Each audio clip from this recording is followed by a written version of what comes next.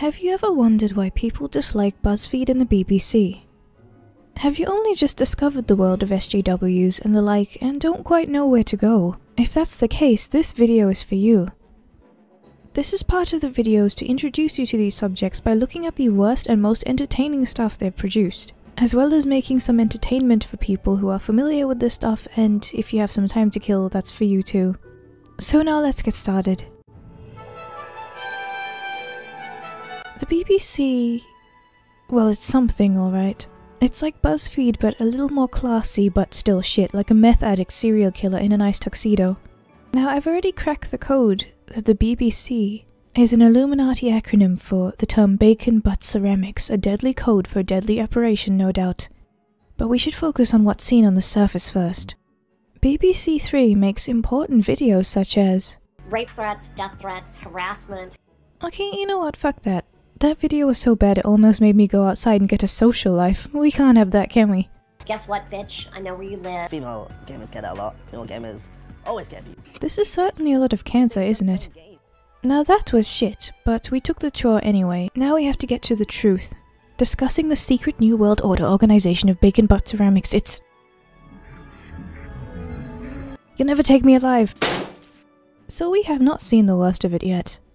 Oh, and we have a surprise for you today. Do you know what pigeon is? Well, you better get used to it, because that's what they do now.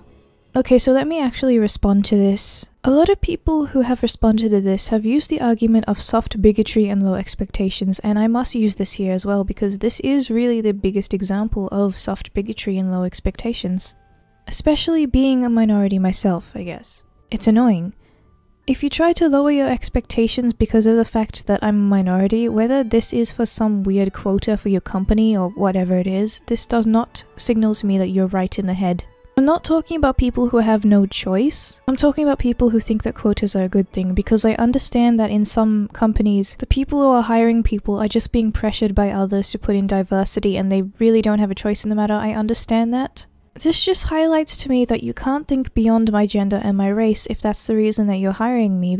You don't give a fuck about the way that I actually work or my capabilities. This is bigotry. And some people, when they're on the receiving end of that bigotry, the positive end of that bigotry, or at least the way that they see it as positive, you don't really see it as bigotry. And I also think that that's one of those things where certain people look at these quotas and go, I don't have to work hard, I can just use my gender or my race to get in. And then the people who are doing this quota thing see this positive reaction from whatever gender or race that they're trying to get the quota in, and then they just see it as a good thing and keep going. So there's that. At least if I applied for a job and I was rejected because I didn't meet the criteria, I know that this was probably because of my capabilities and that I need to work harder at them to apply somewhere else, and maybe be good enough to be accepted. I am not a number for a diversity quota, I'm just a person who didn't fit something with my particular skills and that I need to come back later. That's just life. That's fine. That's good. And another thing, as someone who plays musical instruments and is currently learning another language, German, I can tell you this.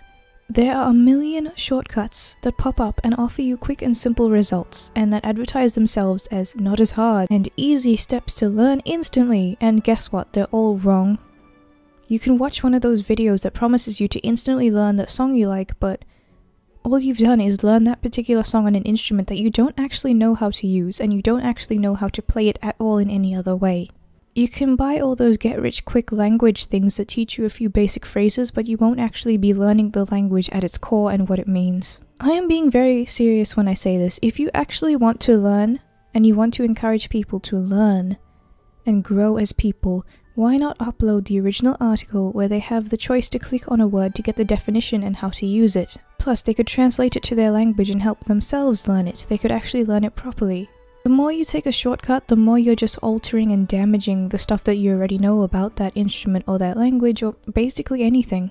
You're pretty much crossing yourself out on the list of people who have the potential to learn and be really good at the thing that they're doing. Because you're taking those shortcuts instead of the just tried and true method of learning it, as you should, learning the entirety of what it is.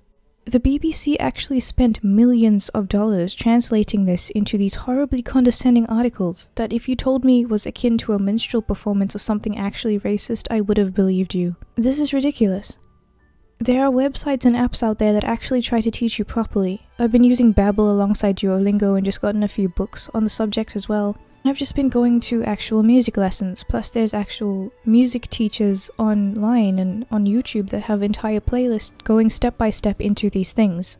So I'm not just trying to say that you have to find a real person in real life to teach you these things. There are other things that you can do online, but at the end of the day, they're just going to be just as hard because that's just the only way to do it.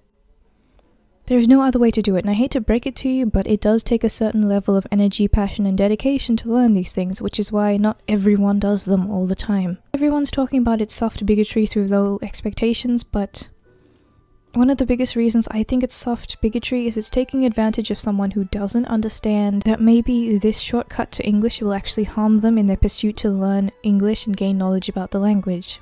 Not only are you making a shortcut for them because you think that they can't actually do it the whole thing properly, you yourself are taking a shortcut because you want to make it look like you're helping people but you're not, and you're trying to make it look like you're helping people by using the easiest method. So we might as well just have some fun and read through some of these. Price fuel Don climb up for America as Hurricane Harvey still day cause wahala for Texas and Louisiana. How Hurricane Day get name? What? Look at the way they spell Muslims. One Catholic bishop for Central African Republic, Car Day protect 2K Muslim Wayday fear attacks, especially from Christian militia rebels Wayday try hunt them down. This is totally not ridiculous and insulting. Mr. O'Brien still talk say the first sign Wayday want us say genocide fit happen don day show we suppose do something now. The thing way we do.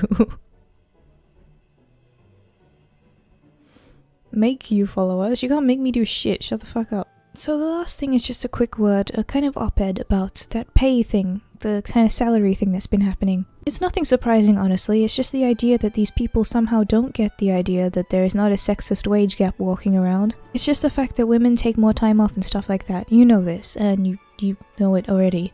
So there was this kind of earnings thing going on that basically involved the idea that they were trying to get white men who were really well known, who are radio presenters and all that sort of stuff, to step down and replace them with women because sexism. They somehow can't get it into their heads that maybe people like this particular person because they've been doing this job for a really long time and they have a good personality. And they're also kind of talking about the idea that women aren't paid because everyone hates women and all that sort of stuff. Now at this point we pretty much know that when something is diverse, from the SJW perspective, it means that white people and men are either reduced or not allowed. I'll do a video on these dog whistling terms for another episode of SJW Crash Course, but this is it for now. One of the things I don't understand about this is that these people in charge and working there are feminists, so obviously they're trying to put in feminist ideals in the place that they're working. So why would they think that they themselves have the wage gap? Wouldn't they make sure that the wage gap didn't exist if they believed it was such a problem? Why would they think that there was a huge problem at the company if everyone there had the same ideology as them and were working to put it into the company? Let me try and phrase it a different way, okay? So you have a bunch of people who are working for this company and they're at the head of the company, so they're structuring the company. Do you not think that they would try and structure it to fit their ideals? And if their ideals are to pay men and women equally because they believe the wage gap is a thing, they would structure it this way and make sure that equal pay happens. So then why would they themselves look at what they've created and go, no, I'm not good enough. Everything is a sexist institution thing and we should dismantle everything. Is this really so religious now? Is this really such a puritanical thing that you look at everything you do and it's not good enough, even if you just handcrafted this thing to fit your ideals yourself? Or is it just the fact that when you work with other SJWs, you guys end up being so puritanical that no other SJW is as good as you are? It's like that animation Dark Matter 2525 made where if God became an SJW, he makes his heaven into a safe space and then everyone gets kicked out except one person because the whole movement starts cannibalizing each other and no one is safe enough to be in the space, so they all get kicked out. Should we be looking at the BBC as a canary in the coal mine to show this is what happens if you run a company? So to summarize, the BBC is a bunch of people who try to push their ideology on others and report on things only to push their agenda.